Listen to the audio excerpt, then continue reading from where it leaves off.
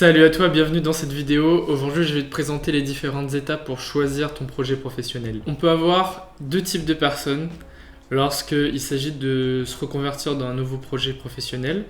On va avoir les personnes qui n'ont pas du tout d'idée de projet, qui ne savent pas vers quoi se lancer, vers où se lancer, ils sont totalement perdus, ils n'ont vraiment aucune idée, ils sont dans le flou total. Ensuite, on va avoir les personnes qui ont trop d'idées, et qui sont un peu perdus puisque ils sont bloqués, ils savent pas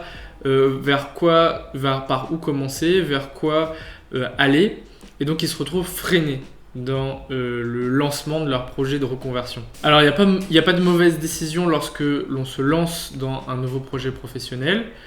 Il y a toujours quelque chose à tirer, une leçon à tirer d'une mauvaise décision, mais le but quand même ici, c'est de pouvoir concrétiser un projet et de trouver une idée pour se lancer. Donc vraiment, on va aller essayer d'attirer un projet définitif pour que tu puisses au moins commencer à explorer une idée de projet. Donc ici, je vais te présenter les différentes étapes pour pouvoir commencer à aller identifier cette idée. Alors la toute première étape que je t'invite à faire, c'est l'étape de te poser les bonnes questions, de te poser des questions sur ce que tu souhaites.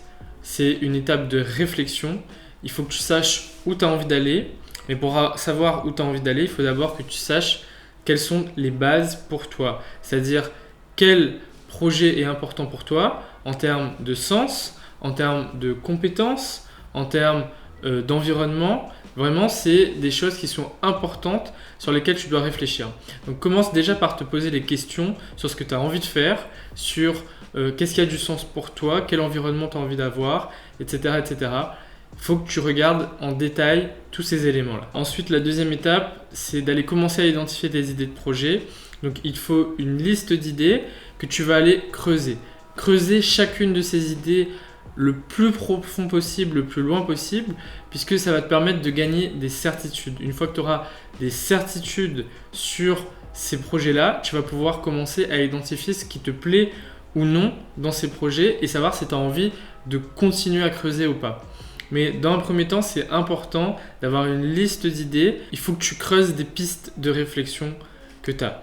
C'est donc les idées que tu auras eues.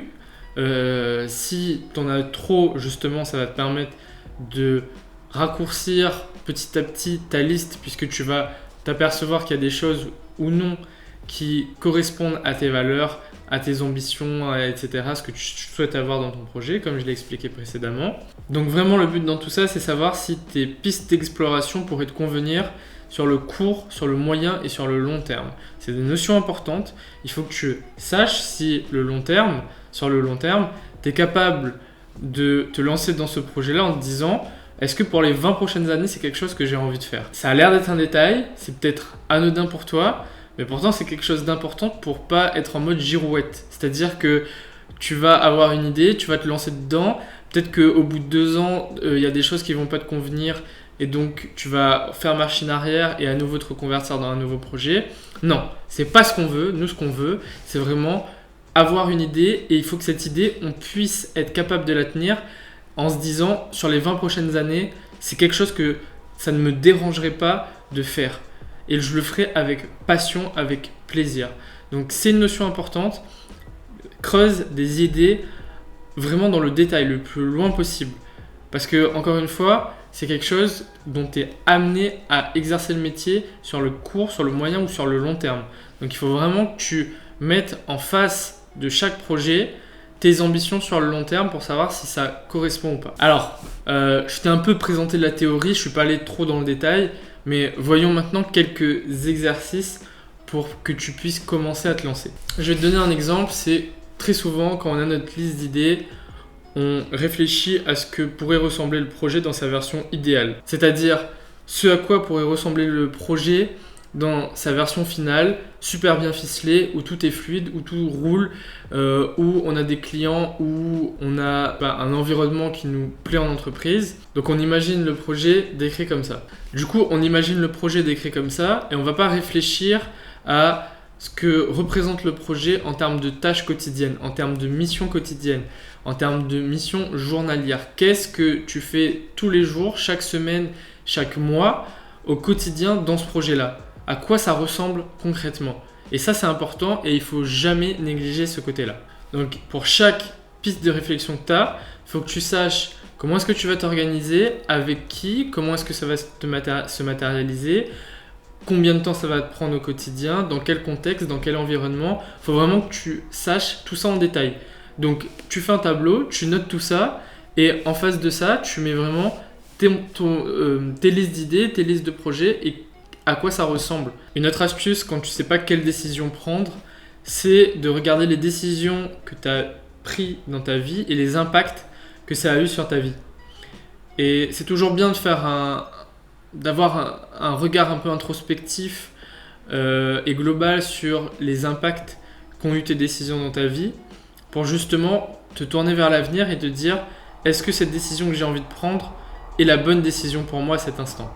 Un autre exercice que tu peux faire quand tu as le choix entre plusieurs listes d'idées, c'est de, plutôt que faire le pour et le contre, c'est d'aller regarder qu'est-ce qui t'attire et qu'est-ce qui ne t'attire pas dans tel et tel projet. Donc pour chaque projet, tu regardes ce qui t'attire et ce qui ne te fait pas du tout envie.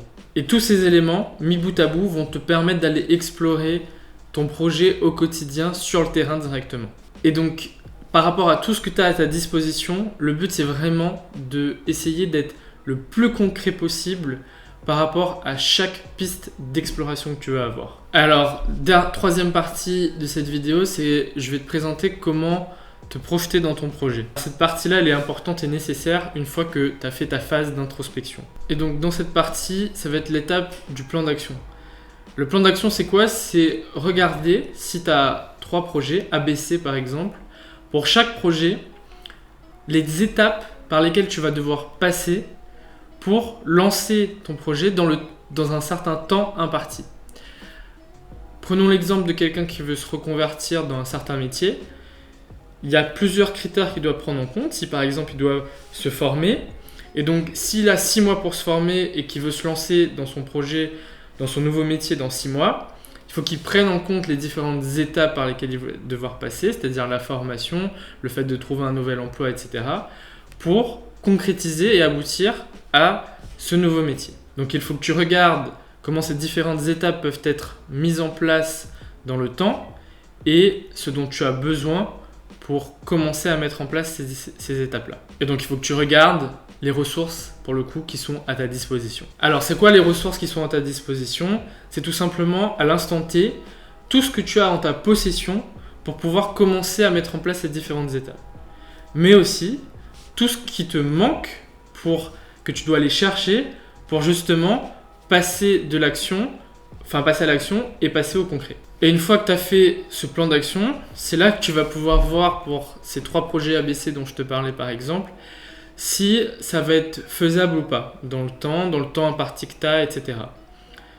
C'est important, c'est de l'introspection, et ça peut être long, mais faire un comparatif, avoir les différentes étapes par lesquelles tu dois passer en tête, va te permettre d'avoir plus de concret, et le but c'est d'avoir aussi un maximum de visibilité et de récompense. C'est-à-dire que si aujourd'hui tu vois pour le projet A par exemple que il faut 3 mois pour le mettre en place, mais que par contre tu as énormément de difficultés, tu vas avoir énormément de difficultés à le mettre en place, ça peut balancer par rapport à un projet B où il faut 6 mois pour le mettre en place, mais les 6 mois sont largement atteignables par rapport à ce que tu dois mettre en place en termes d'efforts, en termes de compétences à acquérir, etc. pour faire aboutir ce projet-là.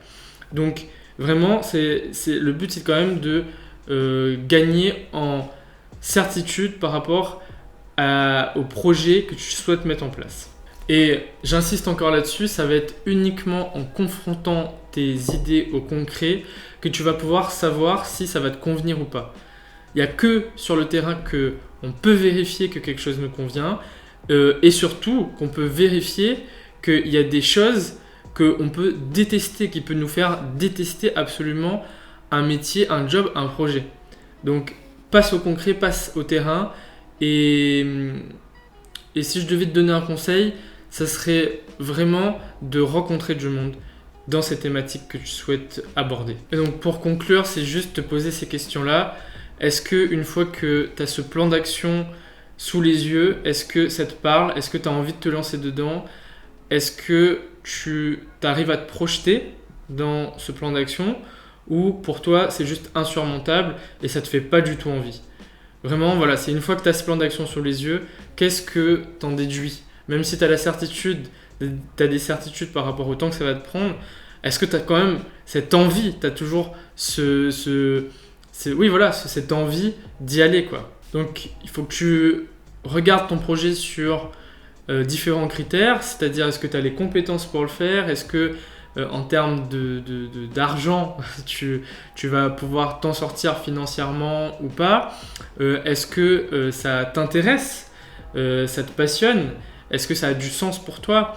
Voilà, il faut que tu regardes, une fois que tu as ces listes d'idées sous les yeux, le temps que ça va te prendre, le plan d'action que tu as identifié, est-ce que ça te parle tout ça ou pas? Voilà, donc c'était les différentes étapes que je te recommandais dans cette vidéo. J'espère que tu en as tiré quelque chose, que c'est plus clair pour toi en tout cas sur comment tu vas pouvoir commencer à clarifier un peu tes idées de projet et en sélectionner un si tu as trop d'idées de projet. C'était une vidéo un peu longue, mais je pense que c'est bien de prendre le temps de vraiment poser ça, comprendre le plan d'action, parce que c'est pas quelque chose, encore une fois, qui va se faire rapidement. Il va te falloir beaucoup de temps, beaucoup de préparation, et la mise en place et l'exécution sont aussi très très longs.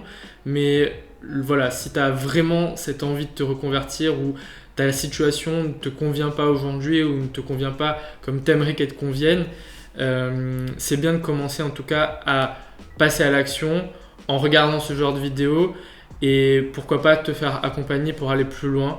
Ça reste encore la solution la plus efficace, le fait de se faire accompagner, puisque le but c'est vraiment d'avoir des certitudes que lorsque tu es seul, tu ne peux pas forcément avoir. Voilà, donc merci d'avoir regardé cette vidéo. N'hésite pas à liker si ça t'a plu et je te dis à la prochaine pour une prochaine vidéo. Salut!